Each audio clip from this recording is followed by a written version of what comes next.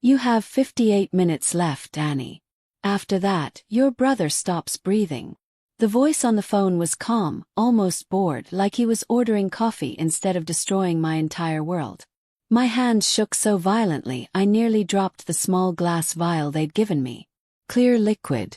Odorless. Deadly. Please, I whispered, my voice cracking.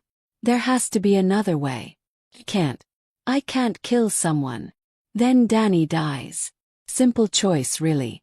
One man you've never met, or the only family you have left. You're a smart girl, Annie. Do the math. The line went dead. I stood in the restaurant's back hallway, my waitress apron still tied around my waist, my entire body trembling.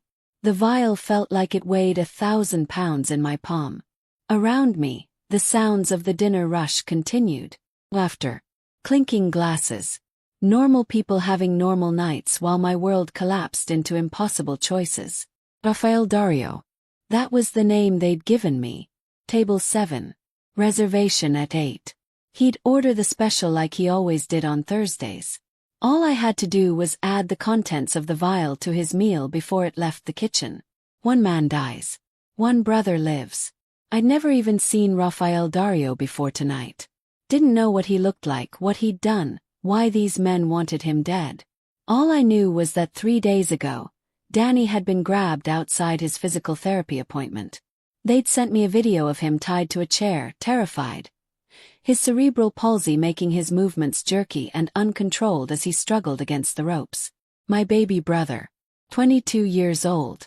The only person I had left after Mom died 2 years ago. Annie, table 7's order is up. George called from the kitchen window.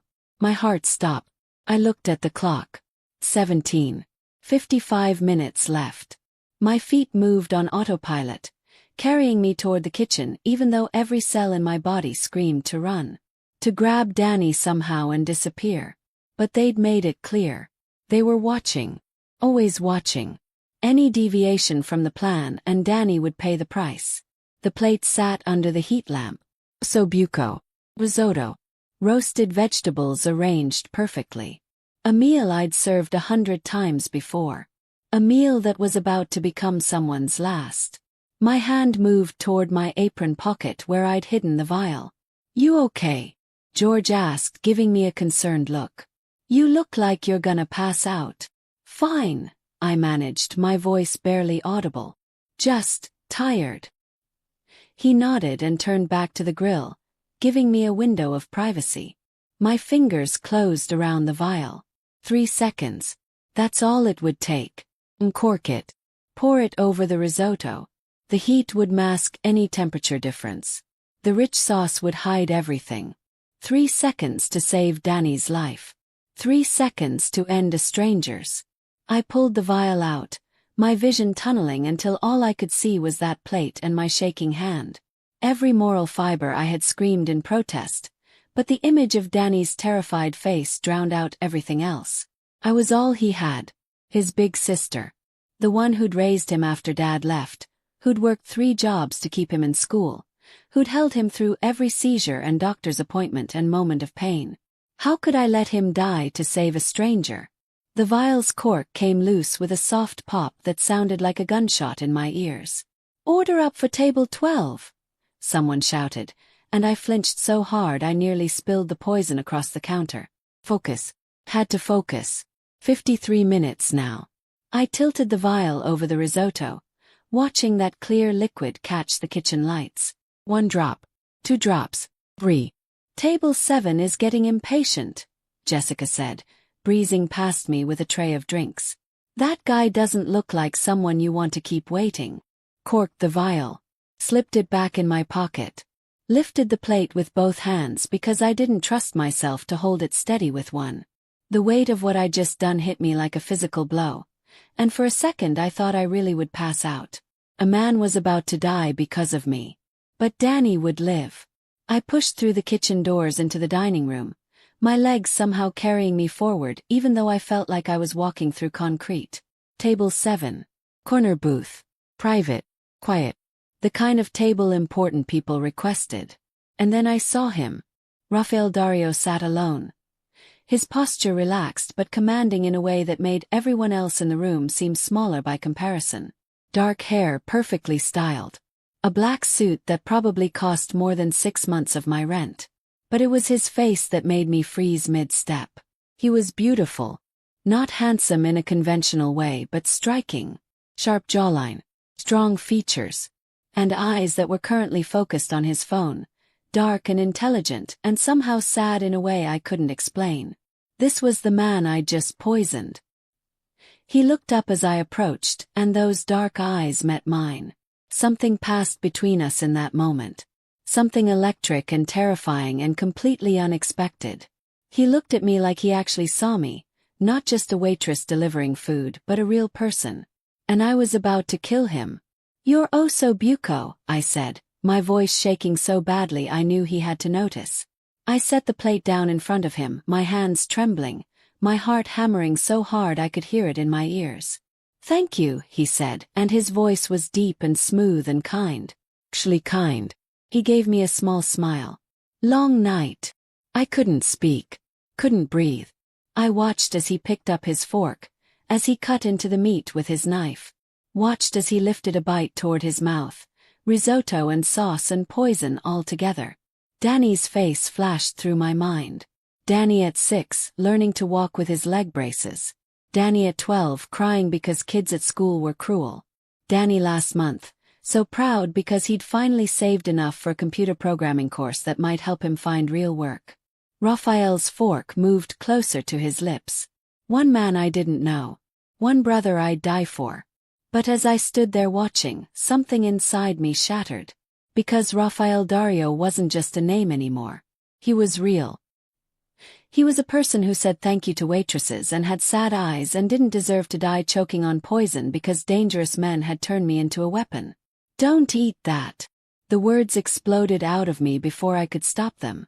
My hand shot out and knocked the fork from his grip, sending it clattering across the table. The entire restaurant went silent. Everyone stared. Raphael's eyes locked onto mine, no longer kind but sharp and dangerous and completely focused. "The food," I gasped, tears streaming down my face now. "It's poisoned." "Poisoned it? I'm so sorry. I'm so sorry. They have my brother and I didn't know what else to do but I can't. Can't let you die. I can't." 2 men in dark suits appeared from nowhere, flanking the table, their hands moving inside their jackets. Raphael held up one hand, stopping them. His eyes never leaving my face. "Explain," he said quietly, and somehow that single word was more terrifying than any threat. "Now." So I did. The words poured out in a terrified rush. Phone call. The video of Danny. The vial. The impossible choice. I told him everything while my career ended, my life ended. Any chance of saving Danny evaporated into nothing. When I finished, the silence was deafening. Raphael stood slowly, his full height towering over me. He reached out and I flinched, expecting violence. But his fingers were gentle as they tilted my chin up, forcing me to meet his eyes. "Your brother's name is Danny," he said. Not a question. A statement. I nodded, unable to speak past the sob caught in my throat. "Where are they holding him?" "I don't know. They didn't tell me. They just said. They said if I didn't do this, he'd die." Fresh tears spilled over. "And now I didn't do it, so he's going to die anyway and you're going to kill me and I just couldn't." I looked at you and I couldn't. Something flickered in Raphael's dark eyes. Something I couldn't read. "George," he called, not loudly but his voice carried. The kitchen manager appeared instantly, his face pale. "Close the restaurant. Everyone out. Now." As staff and customers scrambled to leave, Raphael's attention returned to me. "The vial," he said. "Give it to me." With shaking hands, I pulled it from my pocket. He took it carefully, held it up to the light, and his jaw tightened. "Ricin derivative," he said softly. "Painful. Low. Someone wanted me to suffer." He looked at me again. "And they were willing to sacrifice an innocent waitress and her brother to make it happen." "I'm sorry," I whispered again. "I'm so sorry." Stop apologizing. His voice was firm but not cruel. You're a victim here, not a villain. He pulled out his phone, pressed a single button. Vincent. I need a trace on a kidnapping. Male, early 20s, cerebral palsy, name Danny Jason. Taken 3 days ago, likely held within 50 miles. Find him. Now. He ended the call and looked at me. Sit down before you fall down, he said, and gently pushed me into the booth opposite his poisoned meal. I sat because my legs had finally given up. My mind couldn't process what was happening. He was helping me. After I'd tried to kill him. Why? I managed to ask. Why aren't you? Killing you? Raphael finished. He sat down across from me, and even now, even in this moment of chaos, I felt that same electric pull toward him. Because you just saved my life, Annie. You could have stayed silent. Me. Saved your brother and walked away. But you didn't. I couldn't, I whispered. I know. His eyes held mine, and I saw something in them that made my breath catch. Respect. Understanding. Something deeper I was too terrified to name. That tells me everything I need to know about who you are. His phone rang. He answered immediately. Talk to me. Oz. You're certain. Another pause, and his expression darkened into something truly dangerous. Elio. Of course it's Elio. He ended the call and stood. They found Danny, he said. He's alive. Scared but unharmed. My men are moving in now. Relief hit me so hard I actually sobbed, dropping my head into my hands as 3 days of terror finally broke through. Danny was alive. Alive. I felt Raphael's hand on my shoulder, warm and solid and steadying. Come with me, he said quietly. I looked up at him through tears. Where? Somewhere safe.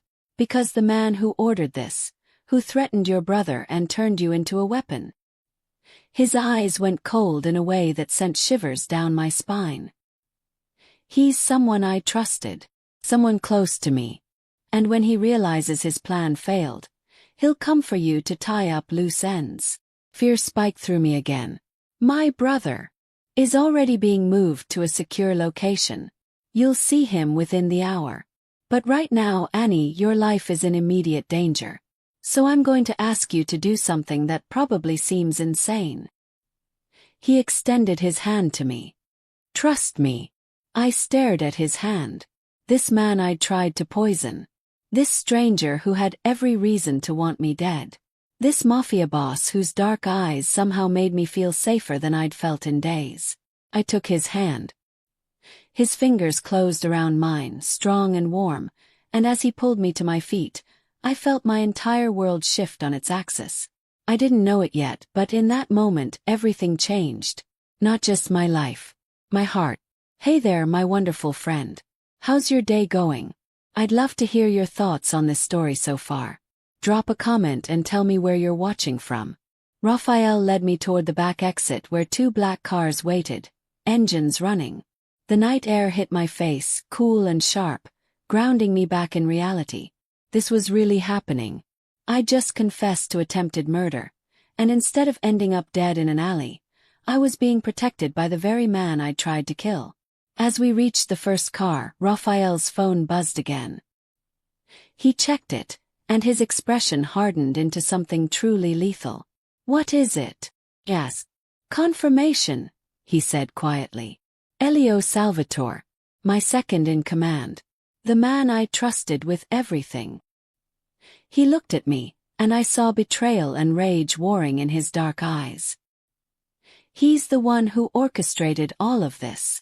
Before I could respond, the car door opened, and Raphael guided me inside with a gentle hand on my lower back. He slid in beside me, close enough that I could smell his cologne. Something expensive and woodsy that made my traitorous heart skip despite everything. Where are we going? I asked as the car pulled away from the restaurant. My private residence. It's the most secure location I have. He turned to face me fully, and in the dim interior lighting, his features looked softer, almost vulnerable. I know you're scared. I know you have no reason to trust me. But I give you my word, Annie. No harm will come to you or Danny. Not while I'm breathing.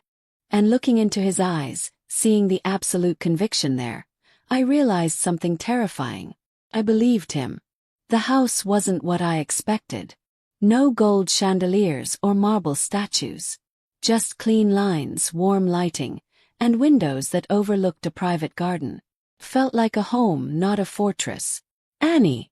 I turned just as Danny came through the doorway, flanked by a tall man in a dark suit. My brother's face was tear-streaked. His gait unsteady as always, but he was alive and whole and real. I ran to him, catching him in my arms as we both collapsed into sobs. "I'm sorry," Danny kept saying. "I'm so sorry, they grabbed me and I couldn't fight them and I was so scared." "Shoo. It's okay. You're safe now."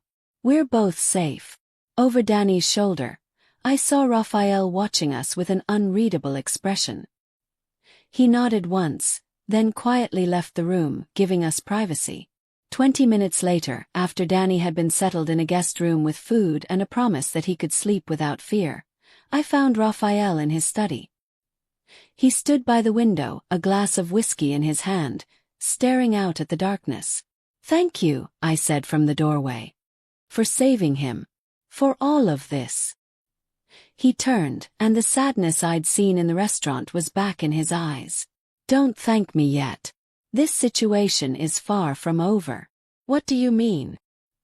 He gestured for me to sit, then took the chair across from me instead of staying behind his desk. Cool footing. Struck me as deliberate. "Elio Salvatore has been my right hand for 8 years, Raphael said quietly. "I trusted him completely. And according to the intel my men just gathered, he's been planning this betrayal for at least 6 months. Why? Power. It always comes down to power." Raphael's jaw tightened. He wanted my position, my territory, everything I built. And he was willing to kill me and sacrifice innocent people to get it. The weight of how close we'd both come to death settled over the room. "What happens now?" "Yes. Now I deal with Elio. And you and Danny stay here under protection until it's safe. We can't just hide in your house." "Yes, you can. And you will." His voice was firm but not unkind. "Elio knows you failed to poison me. That makes you a loose end he'll want to eliminate. I won't let that happen." The way he said it, with such absolute conviction, sent warmth through my chest that had nothing to do with safety and everything to do with the man himself. "I don't understand you," I admitted. "I tried to kill you. Most people would want revenge." Raphael leaned forward, his dark eyes intense. "You were put in an impossible situation and you still chose honesty over survival. That kind of integrity is rare in my world, Annie. Rare anywhere." He paused. "You could have let me die. But you really looked at me and saw a person worth saving. Do you know how long it's been since someone saw me as anything other than a title or a threat?" The vulnerability in his voice cracked something open inside me. "I saw your eyes," I whispered. "And I couldn't." "I know." His gaze held mine. "I saw yours too." The air between us felt charged, electric, impossible to ignore. I should have been terrified of this man. Instead, I felt drawn to him like gravity. The study door opened, and a muscular man with graying hair stepped in.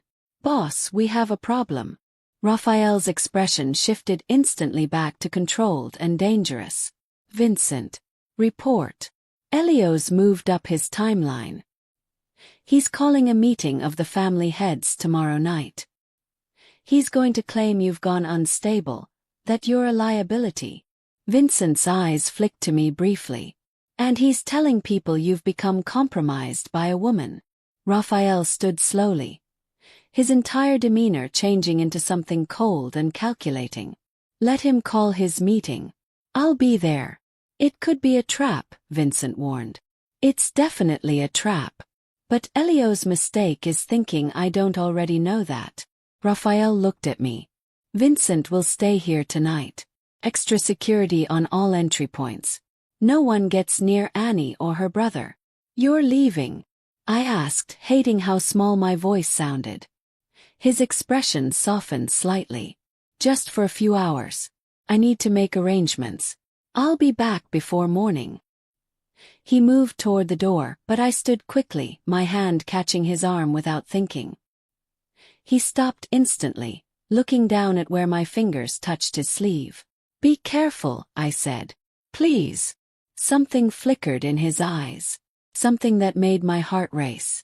Careful isn't usually my style, he said quietly. But for you I'll try.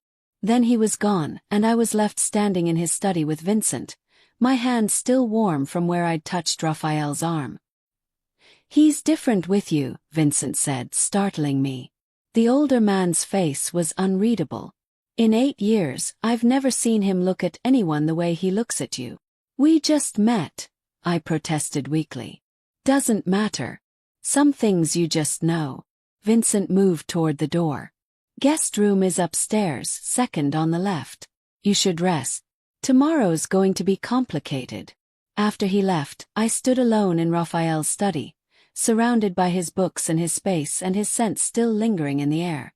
What was happening to me?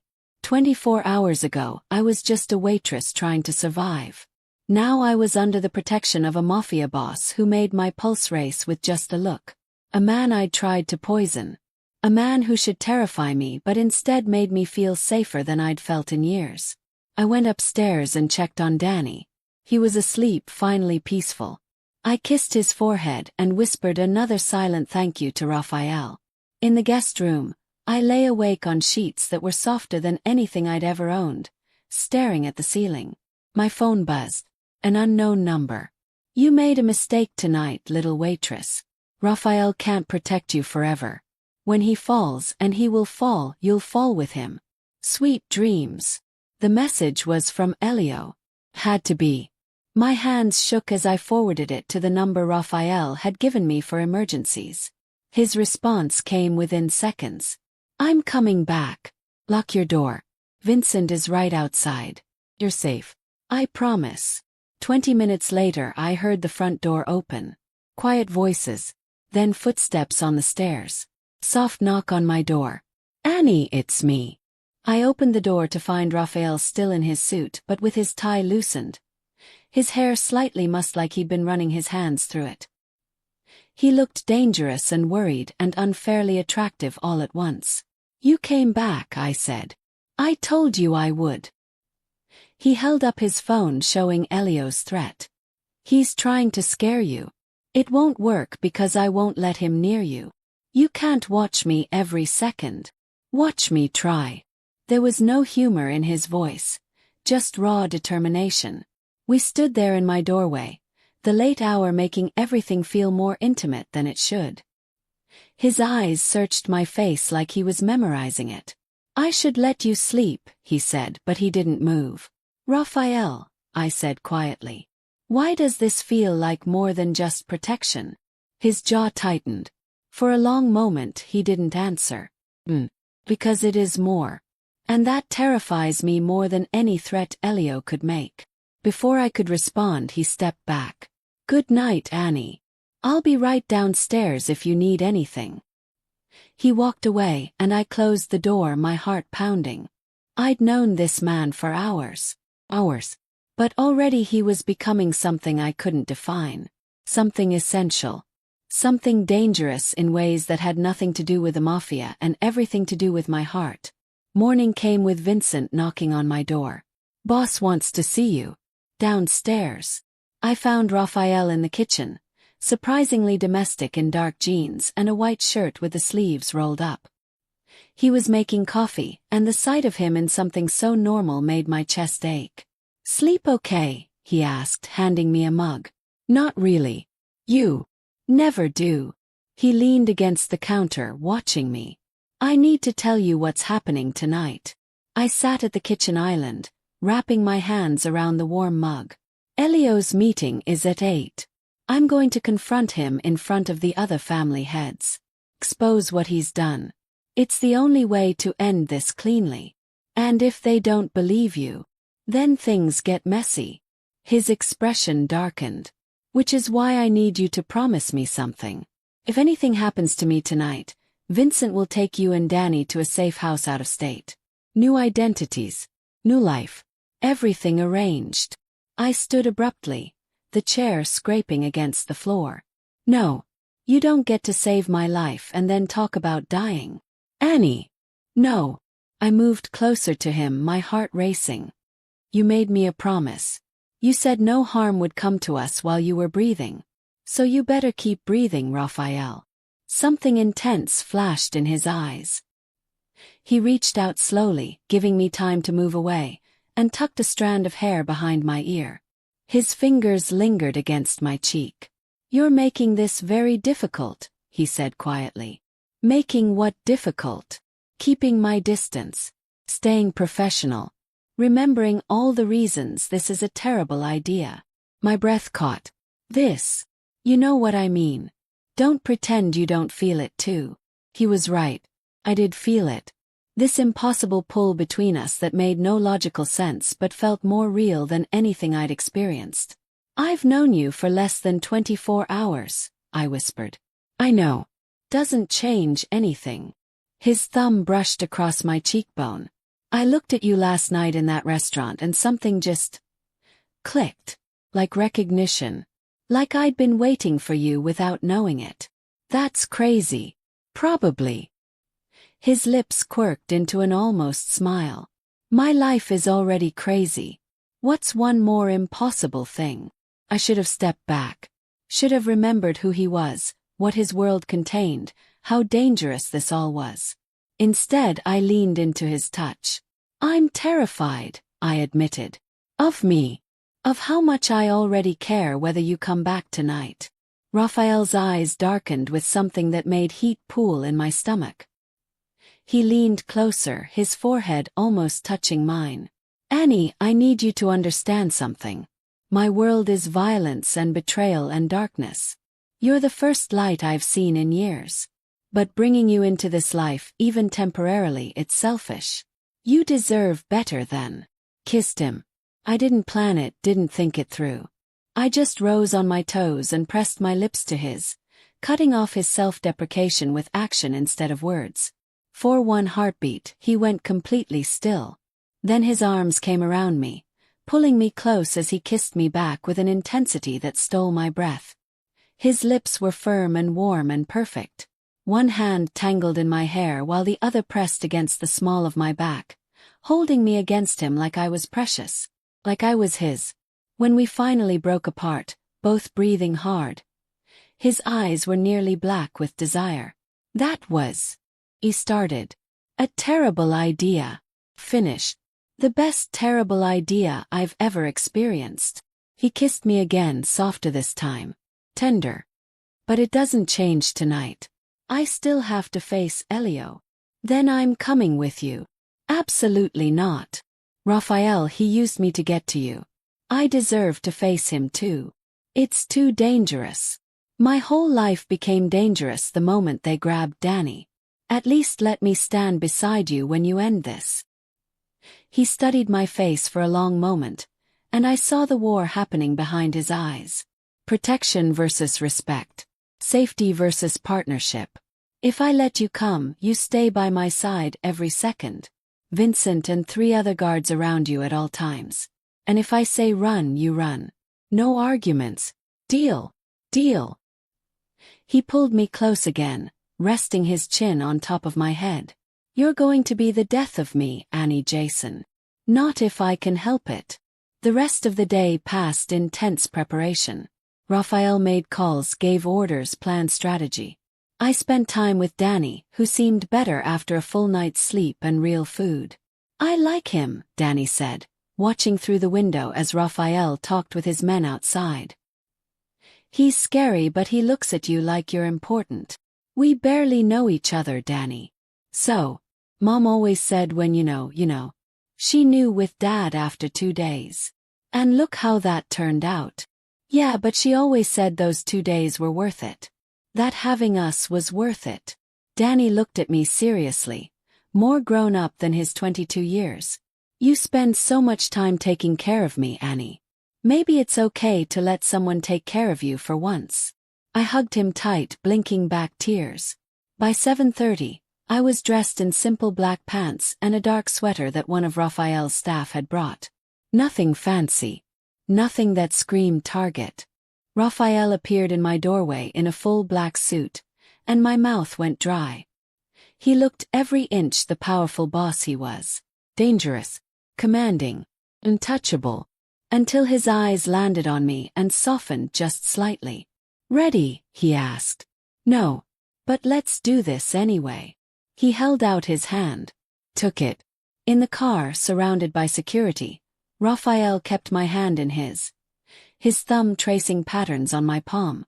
"Whatever happens tonight," he said quietly, "I want you to know that meeting you, even under these circumstances, it's been the best thing to happen to me in longer than I can remember.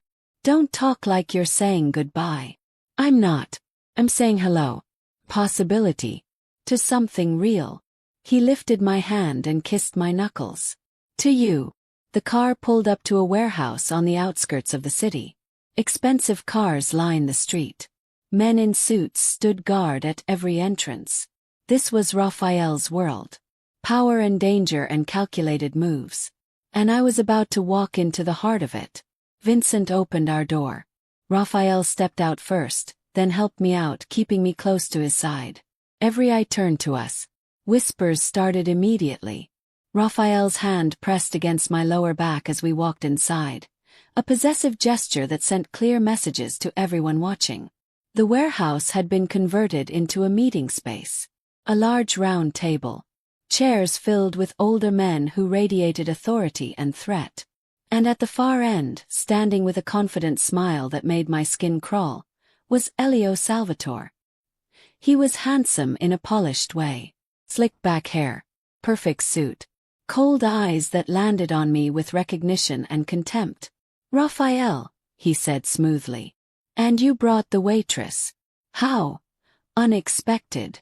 Raphael's entire demeanor shifted into something lethal and controlled.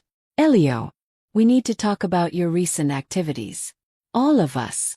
He addressed the room. About betrayal, attempted murder, and the kidnapping of innocent civilians. Elio's smile never wavered. Bold accusations. "Do you have proof or just paranoia?" Raphael pulled out his phone and projected images onto the warehouse wall. Text messages. Financial transfers. Photos of the men who'd grabbed Danny. And finally a recording. Elio's voice filled the room. "I don't care what you have to do. Kill Raphael and make it look clean. Use the girl. She's expendable." The room went silent. Elio's smile finally dropped. His hand moved inside his jacket. Everything happened at once. Raphael pushed me behind him. Guards drew weapons. Elio pulled a gun. "You think you've won?" Elio snarled. "You're weak, Raphael. Compromised by a woman you've known for a day. The families need real leadership. The families need loyalty," Raphael said coldly. "Something you know nothing about." Elio raised his gun, but he didn't point it at Raphael. He pointed it at me. "Let's test that softness," Elio said. "Your empire or the girl. Choose." Raphael's entire body went rigid. I felt the tension radiating off him in waves. "There's no choice," Raphael said quietly. Dangerously. "You threaten her, you die. Simple. Then we both know how this ends." Time seemed to slow. Elio's finger moved toward the trigger. Raphael started to draw his own weapon. I saw my death in Elio's eyes. The shot rang out, but I felt no pain. Elio dropped, his gun clattering to the floor, a red stain blooming on his shoulder. Behind him stood an older man with gray hair and a smoking gun. "Enough," the older man said. "Elio Salvatore, you've been found guilty of betrayal by your own recorded words. Take him." Guards moved in, securing Elio as he screamed threats and curses. Raphael immediately turned to me. His hands on my face, my arms, checking for injuries. "Are you hurt?" "Annie, look at me. Are you hurt?" "I'm fine. I'm okay." My voice shook, but I was intact. He pulled me against his chest, his heart hammering against my ear. Around us, the meeting dissolved into business, but Raphael held me like I was the only thing that mattered. "I almost lost you," he said against my hair. "I almost. But you didn't. I'm right here." He pulled back enough to look at me, and the raw emotion in his eyes stole my breath. "I love you," he said. "I know it's insane. I know it's too fast. But I've never been more certain of anything. I love you, Annie." Tears spilled down my cheeks. "That's completely crazy." "I know. We barely know each other." "I know. I love you too." His smile was like sunrise. Beautiful and rare and worth everything. He kissed me there in the warehouse, surrounded by Mafia bosses and danger and his entire world, and nothing had ever felt more right. The next 2 weeks felt like a dream I was terrified to wake from. Elio was in custody, facing charges from multiple families. Danny was safe, attending his online classes from Raphael's secure guest room. And I was falling deeper in love with a man I still barely knew but somehow understood completely. Raphael's world was dangerous, yes. But with me he was different. Gentle. Real. "Tell me something nobody knows about you," I said one night as we sat in his garden under the stars. His arm was around me, my head on his shoulder, and everything felt perfect. "I wanted to be a teacher," he admitted quietly. "Before my father died and I inherited all of this. I wanted to teach literature. Live a quiet life. You still could. No. This life doesn't let you leave. You know that." I did know that. But lying there with him I didn't care. I'd choose him and all his complications over a safe, empty life any day. "Move in with me," he said suddenly. "You and Danny. Not as protection anymore. Family. As mine." My heart soared and crashed simultaneously. "Raphael, it's too fast." "I don't care about fast or slow. Care about you. About waking up with you. Coming home to you." He turned to face me fully. "I know what I want, Annie. The question is, do you?" "Yes," I whispered. "God help me, yes." His kiss was deep and claiming and full of promise. But the perfect moment shattered when Vincent appeared. His face grim. "Boss, we have a situation." Raphael's expression shifted instantly. "Talk." "Elio made bail 2 hours ago. We don't know how. Someone powerful backed him." As flooded my veins. Raphael stood, pulling me up with him, his hand tight around mine. Full lockdown. Double security on Danny and Annie. Over the next 3 days, tension mounted. Elio was out there somewhere, plotting, waiting. Raphael barely slept, coordinating security, tracking leads, becoming more and more withdrawn. "Talk to me," I begged on the 4th night, finding him in his study at 2 in the morning. "I can't protect you if I'm distracted," he said without looking up from his laptop. "And you're the biggest distraction I've ever had." The word stung. "So I'm a liability now? You're everything. That's the problem." He finally looked at me, and the torment in his eyes broke my heart. "Elio knows exactly how to hurt me now. He'll use you. And I can't." "Can't what?" "Love me and keep me safe. You don't get to push me away because you're scared, Raphael." "I'm not scared. I'm terrified." He stood abruptly. "Every second you're in my life, you're in danger. Maybe this was a mistake. Maybe you and Danny should take that safe house offer. Disappear. Be free of all this." Anger flared hot in my chest. "You said you loved me." "I do. That's why I'm saying this." "No. You're saying this because you're used to controlling everything, and love can't be controlled. It's messy and scary and you don't get guarantees." I moved closer to him. "But I'm not going anywhere. So either trust me to make my own choices or admit you're just scared of actually being happy." His jaw clenched. "Annie." My phone buzzed. Unknown number. My hands shook as I opened the message. A photo of Danny. Asleep in his room. From an angle that meant someone was inside the house. Right now. "Raphael." I breathed, showing him the screen. His face went white, then deadly calm. He pressed a button on his desk. Vincent, Danny's room. Now. We ran through the hallways, Raphael keeping me behind him. Other guards converged from all directions. Vincent threw open Danny's door. The room was empty. Window open. Curtains blowing in the night breeze. Danny was gone. I screamed, my legs giving out. Raphael caught me. His own face a mask of fury and guilt. "Find him," Raphael commanded, his voice like steel. "Tear this city apart. Find him now." Vincent hesitated. "Boss, there's something else." The guard stationed outside this room. It was Eric. "Eric has been with me for 5 years. I know. And he's gone too." The betrayal hit like a physical blow. Someone inside Raphael's trusted circle had taken my brother. My phone buzzed again. A video this time. Danny tied to a chair in some dark room, terrified but alive. Then Elio's face filled the screen. "Hello, lovers. Here's the deal. Raphael, you have 24 hours to turn over your entire operation to me.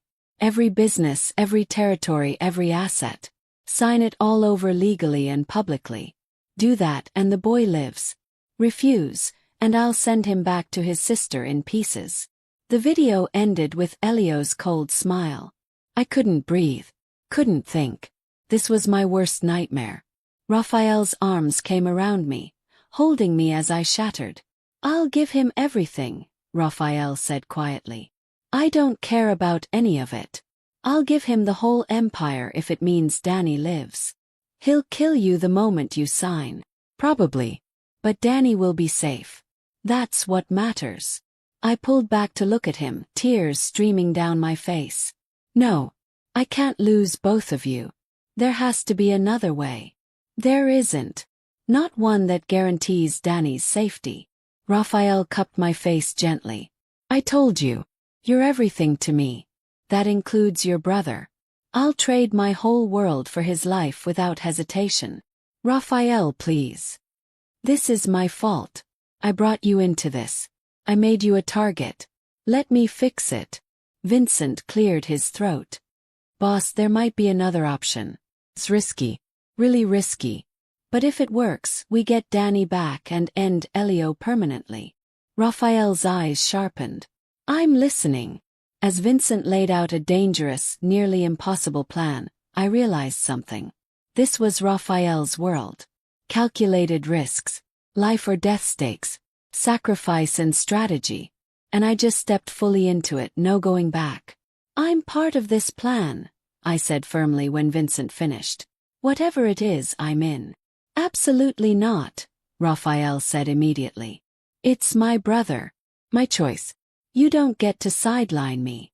Annie, if anything happens to you, then we fail together." I took his hand. "But I believe in you. In us. So let's go get Danny back." Raphael looked at me for a long moment, then nodded slowly. "Together," he agreed. But neither of us saw the real betrayal coming. The one that would change everything. Because as we planned through the night, as Raphael's most trusted people gathered to coordinate the rescue, one of them was already texting Elio every single detail.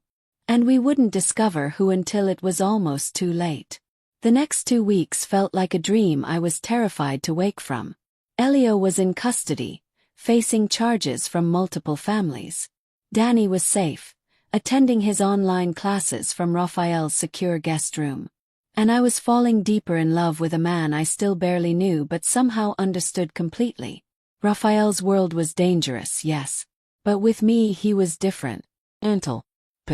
Real. "Tell me something nobody knows about you," I said one night as we sat in his garden under the stars. His arm was around me, my head on his shoulder, and everything felt perfect. "I wanted to be a teacher," he admitted quietly. "Before my father died and I inherited all of this. I wanted to teach literature. Live a quiet life. You still could. No. This life doesn't let you leave. You know that." I did know that. But lying there with him I didn't care. I'd choose him and all his complications over a safe, empty life any day. "Move in with me," he said suddenly. "You and Danny. Not as protection anymore. Family." as mine. My heart soared and crashed simultaneously. Raphael, it's too fast. I don't care about fast or slow. Care about you. About waking up with you. Coming home to you. He turned to face me fully. I know what I want, Annie. The question is, do you? Yes, I whispered. God help me, yes. His kiss was deep and claiming and full of promise. But the perfect moment shattered when Vincent appeared. His face grim. Boss, we have a situation. Raphael's expression shifted instantly. Talk. Elio made bail 2 hours ago. We don't know how. Someone powerful backed him. As flooded my veins. Raphael stood, pulling me up with him, his hand tight around mine. Full lockdown. Double security on Danny and Annie. Over the next 3 days, tension mounted.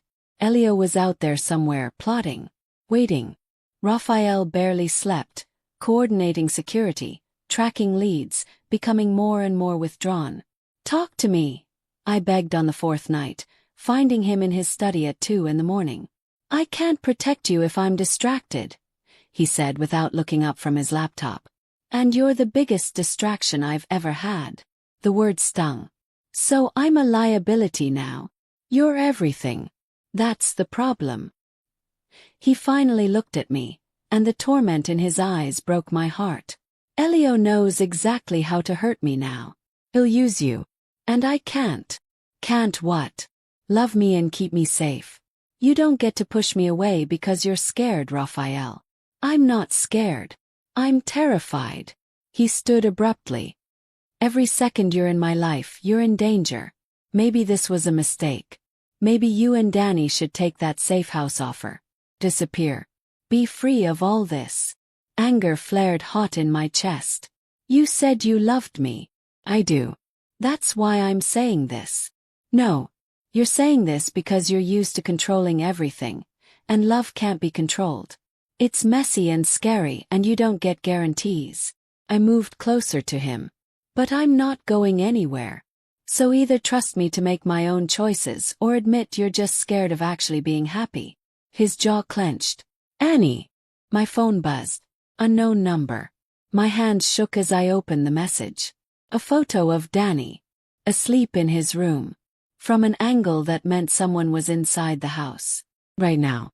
Raphael. I breathed, showing him the screen. His face went white, then deadly calm. He pressed a button on his desk. Vincent, Danny's room. Now. We ran through the hallways, Raphael keeping me behind him.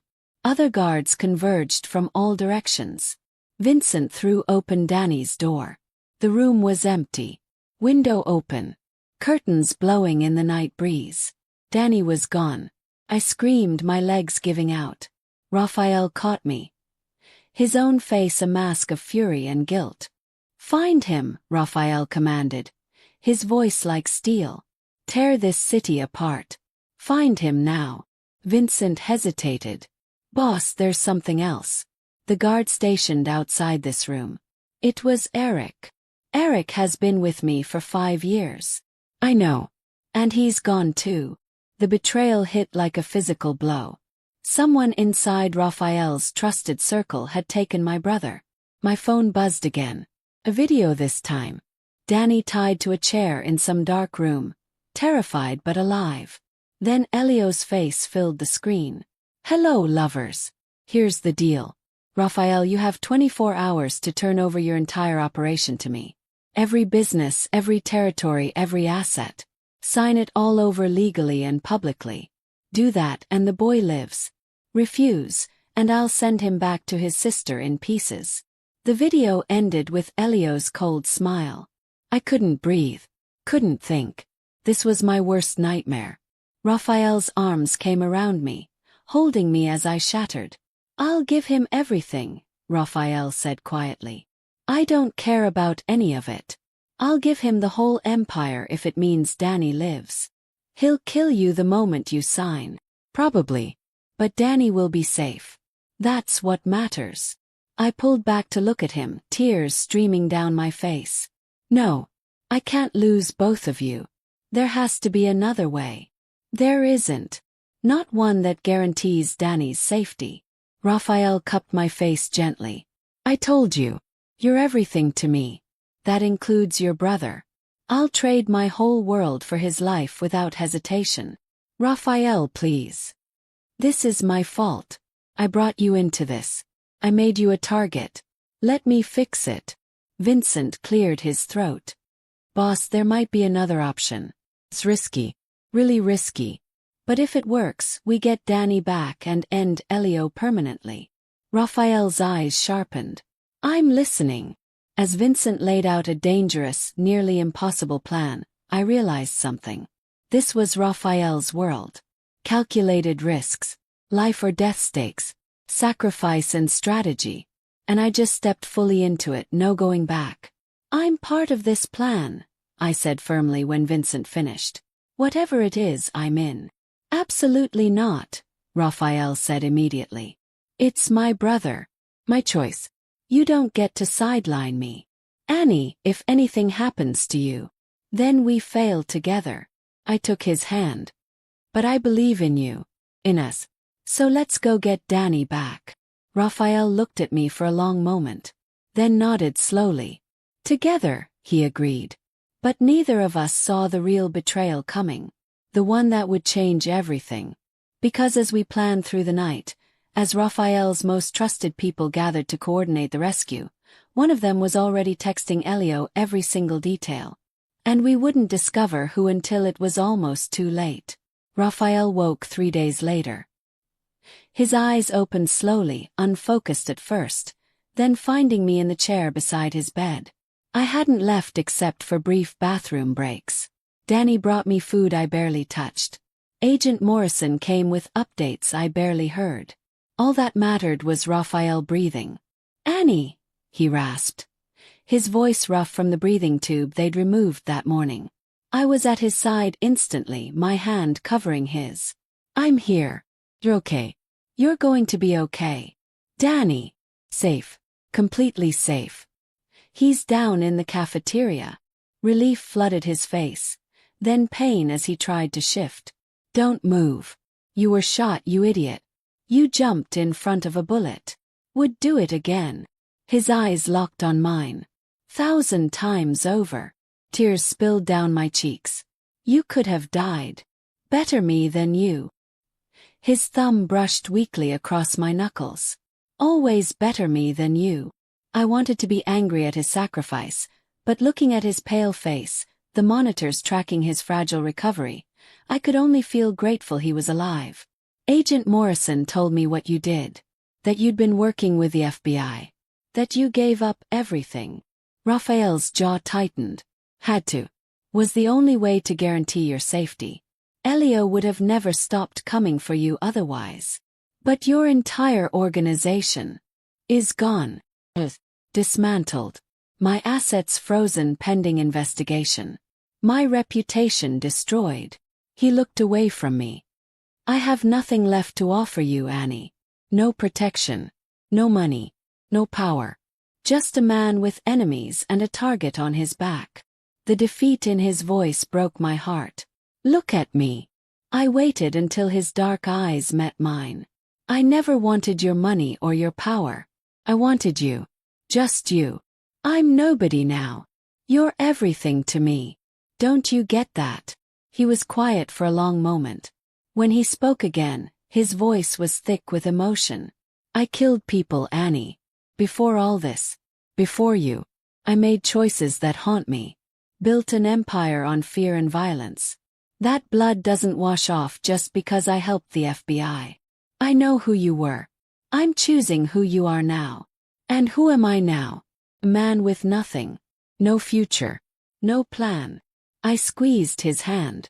You're a man who saved my brother. Who sacrificed everything for love. Who gets a second chance to be whoever he wants to be. It's not that simple. It is exactly that simple. I leaned closer. You wanted to be a teacher once. You told me that. So be one. Or be something else entirely. But be alive, Raphael. Be free. Be mine. A tear slid down his cheek. In all the danger and chaos, I'd never seen him cry. But now, stripped of his armor and his empire, he was finally vulnerable enough to let me see his pain. "I'm scared," he admitted in a whisper. "I've run an organization since I was 24. I don't know how to be anything else. Then we'll figure it out together. One day at a time." "You're really staying? Did you think a little thing like you destroying your entire criminal empire would scare me off?" I managed a weak smile. "I've come this far. I'm not going anywhere." He pulled my hand to his lips, kissing my knuckles despite the pain it clearly caused him to move. "I don't deserve you." "Probably not. But you're stuck with me anyway." Over the next week, reality settled in heavy and hard. The FBI wanted Raphael's testimony against remaining members of Elio's network. There would be trials, protective custody, a target on his back for years from people seeking revenge. His former associates had scattered. Some were arrested, others disappeared. The empire he'd built crumbled to dust in days. And Raphael had to watch it all from a hospital bed, growing stronger physically but struggling mentally with who he was without his power. I saw him staring out the window one afternoon, his expression lost. "Talk to me," I said softly. "I keep thinking about all the choices I made, people I hurt, lines I crossed." He looked at me. "How do I move forward carrying all of that?" "You carry it. You don't forget it. But you don't let it define your future either." Easy to say. I didn't say it was easy. I said it was possible. I sat on the edge of his bed carefully. "You can't change the past, Raphael. None of us can. But you can choose what comes next. And what if I choose wrong again? Then I'll be there to help you choose better the next time. That's what love is. Not perfection. Just showing up. Again and again." He reached for my hand, holding it like a lifeline. "I want a quiet life with you," he said. "No danger. No looking over our shoulders. Just normal." Is that even possible anymore? Agent Morrison said witness protection is an option. New identities. New city. Fresh start. You'd do that. Leave everything you know. I thought about my tiny apartment, my waitressing job, the life I'd been living before all this. I don't have much to leave behind. But I'd have you. And Danny. That's everything. Raphael's eyes searched mine. "You're sure? Once we do this, there's no going back." "I've never been more sure of anything." He pulled me down gently, kissing me with a tenderness that made my heart ache. When we broke apart, he rested his forehead against mine. "Then let's do it. Let's disappear. Build something real. Something good. Together," I promised. Together. Danny visited that evening, his face brighter than I'd seen it in weeks. "The FBI said they can help me finish my degree," he told us excitedly. "Wherever we end up, they'll set up everything. I could actually graduate. Maybe even get a real job." Raphael smiled, genuine warmth in his expression. "You're brilliant, Danny. Any company would be lucky to have you." "Because of you," Danny said seriously. "You saved my life. Gave us both a future. I won't forget that." "Your family," Raphael said simply. "That's what family does." Watching them together, I felt hope bloom in my chest for the first time since the shooting. We'd lost so much, but we'd gained something precious. Something worth fighting for. Each other. Agent Morrison came the next day with papers. New identities. A small town in Oregon. A house already arranged. Jobs lined up. Complete fresh start. "You'll be Michael, Sarah, and David Vance," Morrison explained. "Backstory is your siblings relocating for work.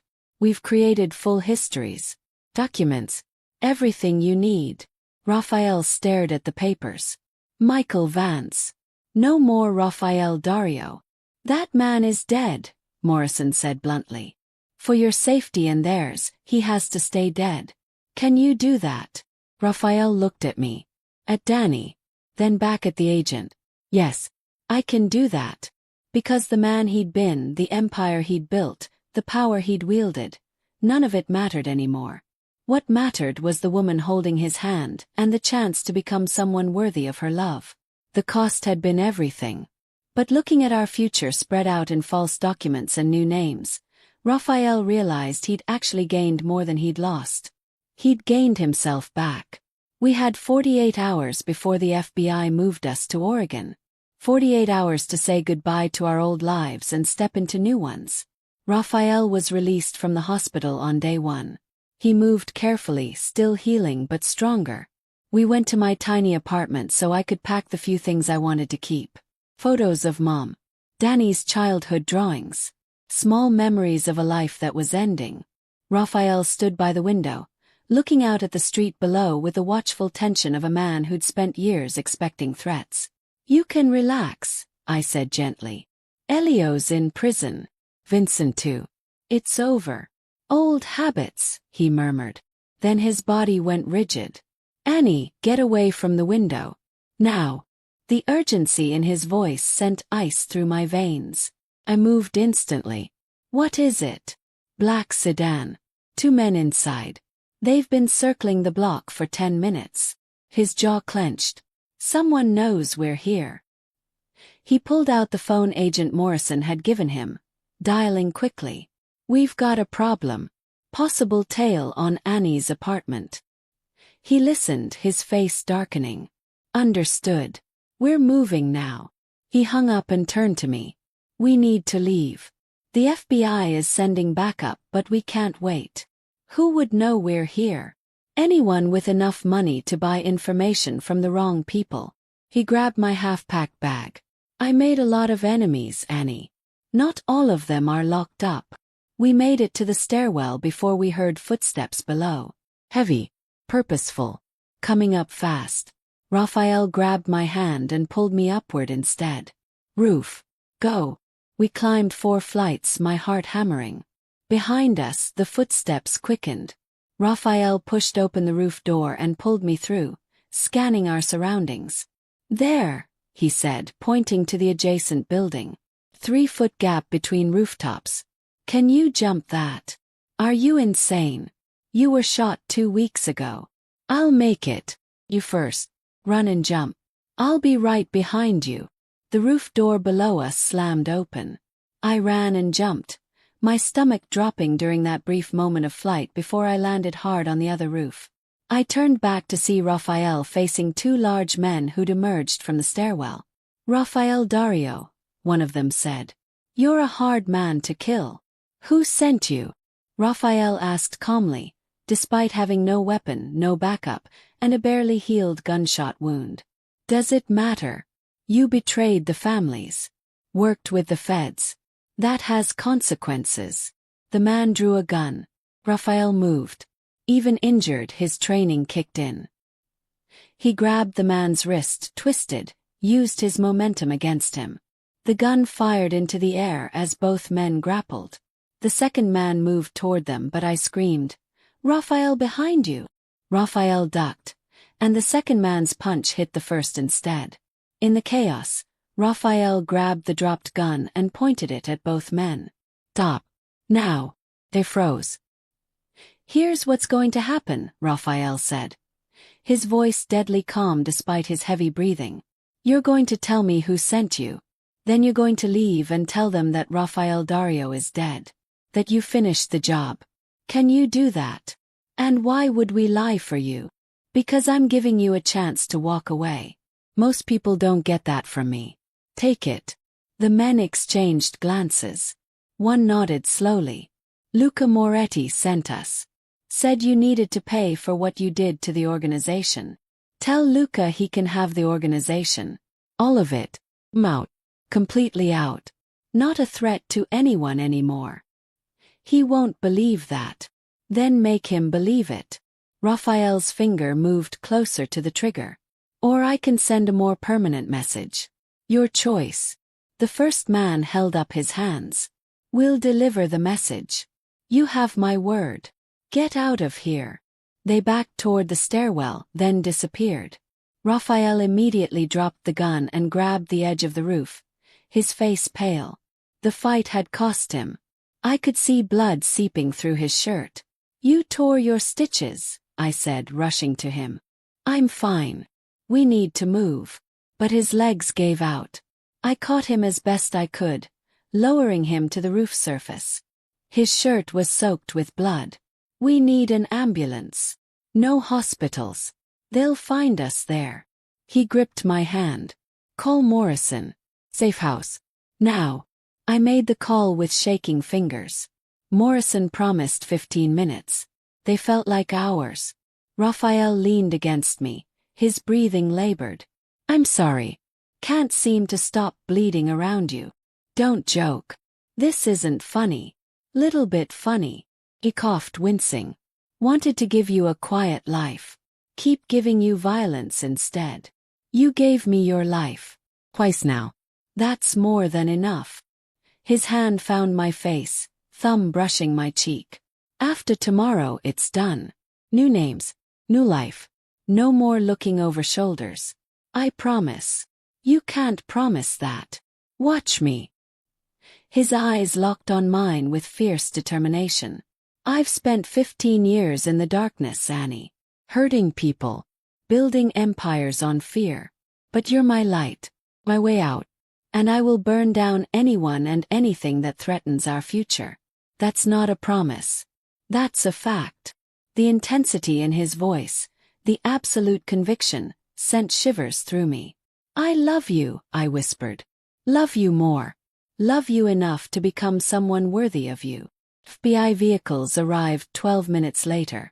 Agents swarmed the roof. Paramedics treated Raphael's reopened wound. Morrison looked furious. This is exactly why we wanted you in protective custody immediately, he snapped. Can't change the past, Raphael said, echoing my earlier words. Only move forward. Morrison sighed. The safe house is compromised if Moretti's people are actively hunting. We're moving you tonight instead of tomorrow. 1 hour to collect essentials. Then you disappear for good. 1 hour to end our old lives. We picked up Danny from the FBI facility where he'd been staying. Grabbed our pre-packed bags. Said silent goodbyes to a city that held both nightmares and the beginning of our love story. In the SUV heading to the airport, Raphael held my hand. His other arm around Danny. You ready for this? He asked us both. Ready to be David Vance, mediocre student. Danny grinned. Born ready. Ready to be Sarah Vance, nobody special? I added. Raphael smiled. Being nobody special with you sounds like the best life I could imagine. As the city lights faded behind us, I realized something profound. Raphael had lost his empire, his power, his very identity. But he'd found something infinitely more valuable. Purpose, redemption, love. The man who'd been forged in violence was choosing peace. The boss who'd commanded through fear was learning to lead through love. And the broken parts of both of us were becoming whole together. Tomorrow we'd be the Vances. Ordinary people in an ordinary town. But tonight, for these last few hours, we were still Raphael and Annie. The Mafia boss and the waitress. The man who'd been saved by the woman brave enough to see his humanity. And that story, our story, would live forever in our hearts even as our names changed. Some transformations require losing everything. We'd lost it all. And gained the whole world. 6 months later, Maplewood, Oregon. Michael Vance stood in front of 25 high school students, teaching them about classic literature. His students had no idea the man explaining Romeo and Juliet had once commanded a criminal empire. I watched from the classroom doorway, my heart swelling with pride. This was who Raphael was meant to be. Patient. Inspiring. But after class, he found me waiting and smiled that smile reserved only for me. How'd I do, Sarah Vance? He asked, using my new name easily now. Perfect, as always. I kissed him softly. Danny's waiting at home. He got his job offer today. The tech company. Yes, full-time. Benefits. Everything. Joy lit Raphael's face. We'd built this life from nothing. Small house. Honest work. Normal problems like grocery shopping and lawn care. It was everything. That evening, the three of us celebrated Danny's new job with homemade dinner and terrible cake I'd attempted to bake. We laughed until our sides hurt. We were happy. We were free. Then the doorbell rang.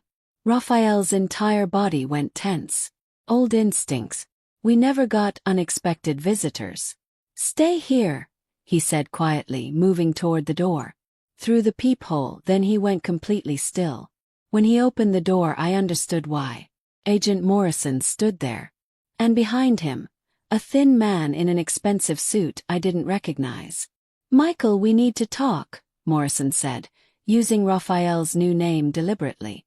We sat in the living room, tension thick. The thin man studied Raphael with sharp, intelligent eyes. "My name is Anthony Moretti," he said. "Luca Moretti was my brother." It flooded my veins. Moretti. The man who'd sent assassins after us. Raphael's hand found mine under the table, squeezing gently. Reassuring. "I'm sorry for your loss," Raphael said carefully. "But Michael Vance can't help you with whatever business you have with Raphael Dario. Drop the act. I know who you are." Anthony leaned forward. "My brother died 3 weeks ago. Heart attack. Before he died, he told me about you. About what you did. How you destroyed the families from the inside. If you're here for revenge, I'm here because my brother was wrong." Anthony's words hung in the air. He died bitter and alone, clinging to an empire built on blood. And I realized I didn't want that life. None of us should want that life. Raphael's grip on my hand tightened. "I don't understand," he said. "You got out. You walked away. You chose something different." Anthony pulled out a folder. "There are 12 men, former associates, who want the same thing. Way out. New life. But they don't know how. They don't have FBI connections or the courage you had." He slid the folder to Raphael. "I'm asking for help. Not as criminals. As men trying to be better. You proved it's possible. Show us how." Raphael opened the folder slowly. Photos of men I vaguely recognized from his old life. Their stories, families, reasons for wanting out. "Why would I do this?" Raphael asked quietly. "Because you know what it's like to be trapped in that darkness. And because helping them means dismantling what's left of the old organizations piece by piece. Not through violence. Through redemption." Raphael looked at Morrison. "This is legitimate." "Completely. We vetted everyone in that folder. They're genuine. And honestly, having someone who understands their world guide them out would be invaluable." Morrison paused. "This is entirely your choice, Michael. No pressure from us." Raphael closed the folder and looked at me. I saw the question in his eyes. This was our quiet life. A fresh start. Taking this on meant risk. Meant touching his old world again. But it also meant saving people the way he'd been saved. "What do you think?" he asked me softly. "I think you became a teacher because you wanted to help people learn and grow," I said. "This is just teaching a different kind of lesson. The most important one. How to choose light over darkness." His eyes softened with love. "You're sure? We didn't survive everything we survived just to hide. We survived to make a difference." Raphael turned back to Anthony. "I'll help. But there are conditions. This is done legally. Completely legally. Anyone who can't commit to that is out. No halfway measures." "Agreed.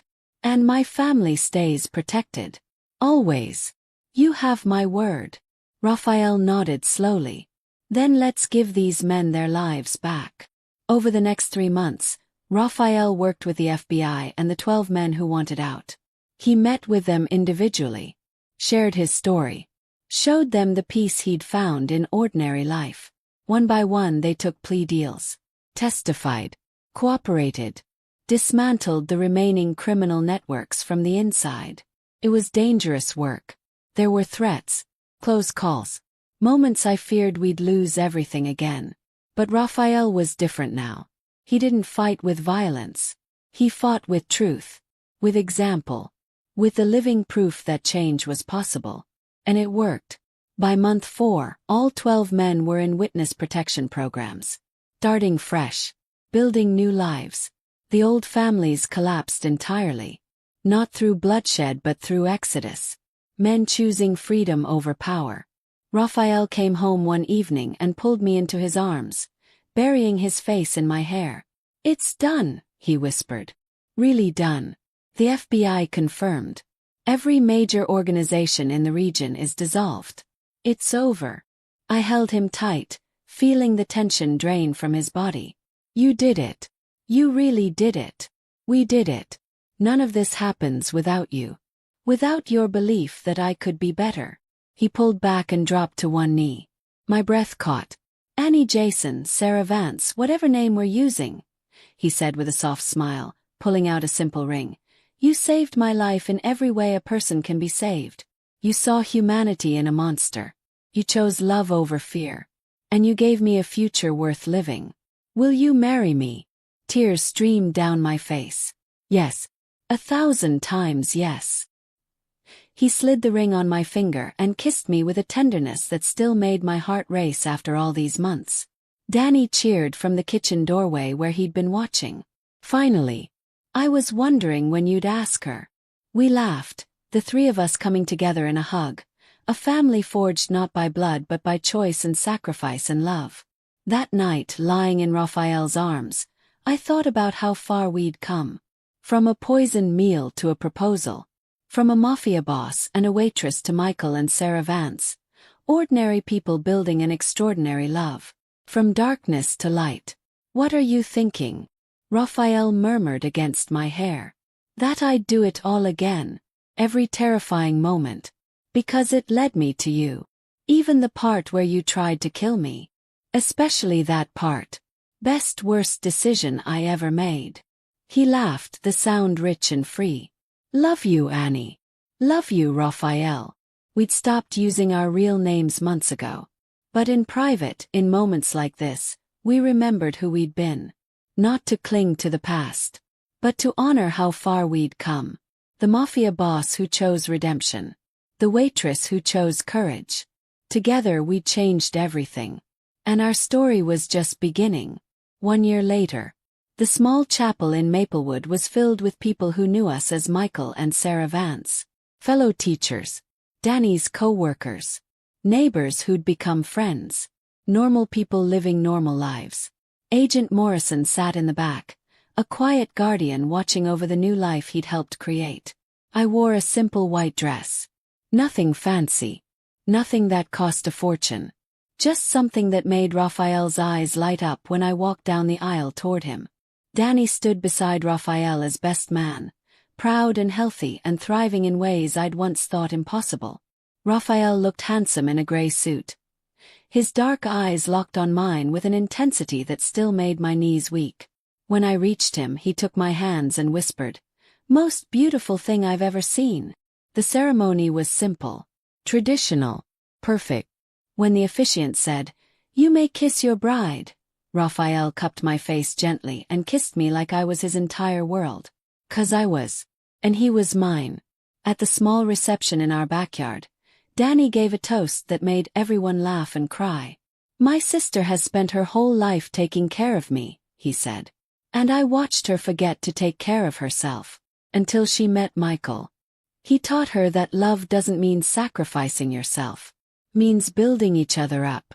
And watching them together I learned what real love looks like. So here's to Michael and Sarah. May you have a lifetime of ordinary, beautiful days." We danced under string lights as the sun set. Raphael held me close, swaying gently to soft music.